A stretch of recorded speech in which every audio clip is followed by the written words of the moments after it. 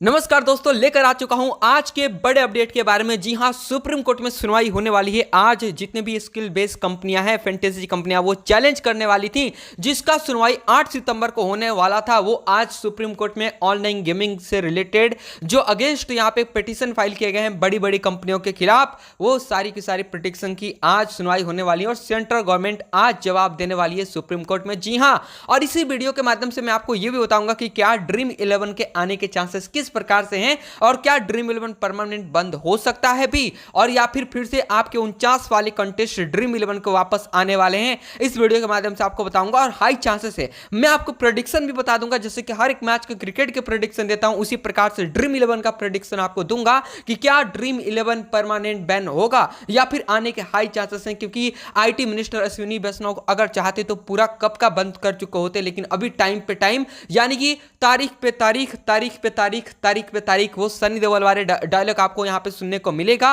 और आज इस वीडियो में बताऊंगा कि आज 7 अक्टूबर को क्या फैसला आने वाला है, क्या ड्रीम 11 कम बैक करेगा आज ही के दिन। क्योंकि आपको पता है सुप्रीम कोर्ट 2023 में जो ड्रीम 11 के खिलाफ बहुत सारी कंपनियां, यहाँ पे बहुत सारे एलिगेशंस लगे थे, जिसको यहाँ पे उन्होंने सुप्रीम कोर्ट में जो चैलेंज हुआ था, तो उस केस को सुप्रीम कोर्ट से इन्होंने विन किया था। ड्रीम 11 एज ए फैंटेसी यहाँ पे स्किल्स, यानी कि कौशल आधारित गेम है हमारा ड्रीम 11, ना कि गेम ऑफ चांस, और जिससे वो केस उन्होंने जीता था। तो यहाँ पे भी हाई चांसेस हैं। और यहाँ पे बहुत सारी ये जो online gaming promotion and regulations का ये जो बिल लाया गया है ना, इसमें बहुत सारी त्रुटियां हैं। लाइकली मैं आपको बताऊं तो स्टेट गवर्नमेंट का फैसला डिसीजन होता है, जो कि सेंट्रल गवर्नमेंट ने खुद लिया है। दूसरा, और 1-2 दिन में इस बिल को पास कर दिया गया। तो सारी चीजें आपको बताऊंगा और आज सुप्रीम कोर्ट में क्या होगा और किन किन बातों पे चर्चा होने वाली है आज सुप्रीम कोर्ट में, ये सारे सवालों के जवाब दूंगा इस वीडियो में। तो दोस्तों, स्वागत करता हूं एक बार फिर से आपका अपनी चैनल में। अगर आप चैनल पर नए हैं तो चैनल को दिल से सब्सक्राइब करके जोड़े। चलिए स्टार्ट करते हैं। बात करेंगे आईटी मिनिस्टर, तो जहां तक ये सोच रहे थे कि हम 1 अक्टूबर तक इस promotion and regulations of online gaming bill को इंप्लीमेंट कर देंगे, लेकिन वहीं ये ला दिए ड्राफ्ट। कौन सी? 5 से 3 तारीख को इन्होंने ड्राफ्ट रिलीज किया। ड्राफ्ट में कुछ जानकारी दी गई थी, जिससे इन्होंने रूल्स वगैरह यहाँ पे उस ड्राफ्ट में बताए गए थे कि ड्राफ्ट रूल क्या होंगे और इससे स्टेप किसका, रूल्स का, यानी कि draft rules online promotion and regulations bill का। तो उसमें बहुत सारी बातों का जिक्र किया गया आईटी मिनिस्टर अश्विनी वैष्णव के द्वारा। तो उन चीजों के बारे में भी हम यहाँ पे प्रभाव डालेंगे, यानी कि प्रकाश डालेंगे। साथ ही साथ बात करेंगे तो देखिए 1 अक्टूबर से लागू होंगे, ये सारी चीजें तो चल ही रही थी। सबसे पहले बात करते हैं आज किस बात पर सुनवाई होने वाली। तो जी हाँ, promotion and regulations of online gaming bill जब पास किया गया था 20 अगस्त को, उसके बाद से जितनी भी बड़ी कंपनियां हैं वो अपने काम में जुटी रही और 397 यानी कि 396 पेज का एक पिटीशन फाइल किया A23 प्रेंच, और जो A23 गेमिंग जो है head digital works move Karnataka high court against online gaming law, जो कि मैंने आपको 28 अगस्त को ही बताया था कि यहाँ पे जो बिल यहाँ पे इसके अगेंस्ट यहाँ पे कंपनियां जो स्किल बेस पे काम कर रही थी, ना कि गेम ऑफ चांस पे, तो वो सारी की सारी अपनी यहाँ पे चीजों को जुटा करके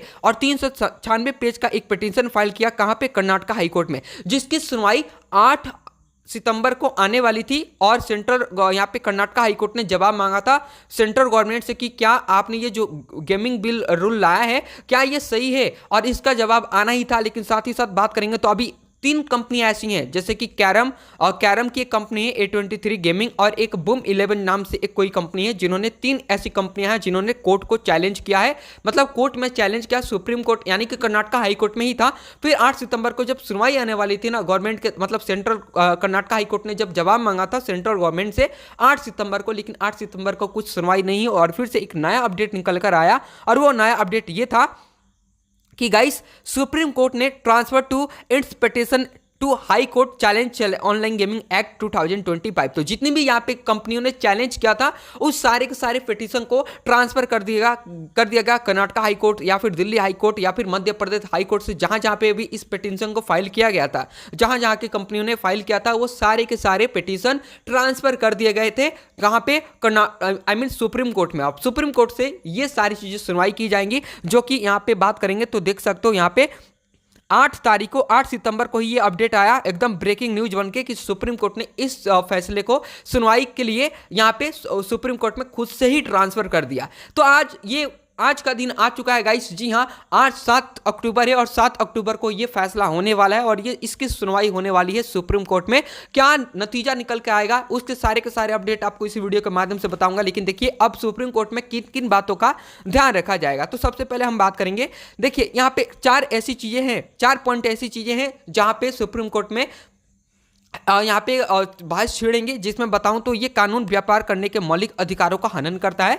देखिए स्टेक होल्डर्स जितने भी हैं उनके ऊपर से भी प्रेशर आ रहा है गवर्नमेंट के ऊपर कि देखिए बंद मत कीजिए क्योंकि हमारा पैसा लगा हुआ है, और गवर्नमेंट भी नहीं चाहती है कि यहाँ पे इन चीज़ों को बंद किया जाए जो फैंटेसी और जो सच में अच्छे तरीके से काम कर रही है और सरकार को टैक्स वगैरह 20,000 करोड़ का टैक्स प्रोवाइड कर रही है, तो इसलिए सरकार भी नहीं चाहती है। लेकिन हाँ, जो ड्राफ्ट रूल्स लाए गए हैं ना उसमें कुछ कुछ बातों का ध्यान दिया गया है कि अब जितनी भी कंपनियां इंडिया में चलेंगी गेमिंग की, उनको यहां पे गवर्नमेंट के अंडर में रजिस्टर करना होगा। 3 कमेटियां बनाई जाएंगी, कहां पे? दिल्ली एनसीआर में उसका मुख्यालय होगा। तो आपको भी पता है कि देखिए ड्रीम 11 नहीं चाहती है कि फैंटेसी कंपनियां बंद हो। हाँ, ऑनलाइन गेमिंग जो बेटिंग साइट्स हैं उनको बंद किया जाए, वो यूजर्स के लिए भी अच्छा नहीं है और गवर्नमेंट के लिए भी अच्छा नहीं है क्योंकि वहां से गवर्नमेंट को एक भी रुपया टैक्स नहीं मिलता है। बात करेंगे तो कानून यहाँ पे अब इन कुछ यहाँ पे पॉइंट्स आपको साथ क्लियर कर देता हूं कि इन पॉइंट्स को सुप्रीम कोर्ट में उठाया जा सकता है। पहला, ये कानून व्यापार करने और मौलिक अधिकारों का हनन करता है। कानून स्किल बेस्ड और चांस बेस्ड गेम में कोई अंतर नहीं करता। दूसरा पॉइंट, तीसरा, इस बैन में गेमिंग इंडस्ट्री को भारी नुकसान होगा, लाखों नौकरियां खतरे में जाएंगी। तो यहाँ पे भी एक इंपॉर्टेंट है, लाखों नौकरियां लाइकली। अगर आप कोई भी सीरीज उठाकर देखोगे, कबड्डी सीरीज या फिर कुछ, इससे बहुत सारी चीजें जुड़ी थी फैंटेसी से, जिसकी वजह से ही यहाँ पे इन लोगों की नौकरियां चल रही थी। लेकिन अब इसके कारण बहुत सारी नौकरियां खतरे में जाएंगी और बैन से लोग अवैध यहाँ पे, और इस चीज को जो स्किल बेस्ड चीजें थी जो कि लीगल तरीके से चल रही थी उसको बंद करने के बाद अब जितने भी यूजर जाएंगे वो सारे के सारे इलीगल चीजों की ओर जाएंगे। लाइकली ऑनलाइन गेमिंग यहाँ पे हो जाता है, गेमलिंग वगैरह चीजें, तो वहां पे यूजर्स जाएंगे तो वहां पे खतरा और बढ़ जाता है। तो बहुत सारी चीजों को यहाँ पे सुप्रीम कोर्ट में रखा जाएगा और यहाँ पे सेंट्रल गवर्नमेंट की तरफ से भी जवाब मांगा जाएगा, जो कि 8 सितंबर को कर्नाटक हाई कोर्ट को देना था, वो अब सुप्रीम कोर्ट में देगी। और आपको भी पता है हाई एडवांटेज रहेगा कि फैंटेसी स्किल बेस्ड कंपनियां जो कि कौशल आधारित गेम पे चलती हैं उनका कमबैक होने वाला है। तो गाइस यही सारी अपडेट आपको बताने वाला था। आज 1 अक्टूबर को क्या फैसला आने वाला, सारी चीजें आपको विस्तार से बताऊंगा।